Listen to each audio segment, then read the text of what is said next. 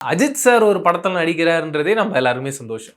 ஆனால் அஜித் சாருடைய பழைய பேர் ஒன்று இந்த படத்தில் இருக்காங்க. அப்படி ஒரு சீக்வன்ஸ் இருக்குது. எக்ஸாம்பிள், அஜித் சாரோடைய ஏகப்பட்ட படங்கள் நம்ம பார்த்துருக்கோம். அதில் நெகட்டிவ் ஷேடாக பயங்கரமாக ரசிச்சிருக்கோம். ஆனால் எப்பவுமே ஐகானிக் அப்படின்னு ஒன்று இருக்குது. அந்த இடத்துல வாலி அப்படின்ற படத்தை யாருமே மறக்க மாட்டோம். கண்டிப்பாக நான் மறக்க மாட்டேன்.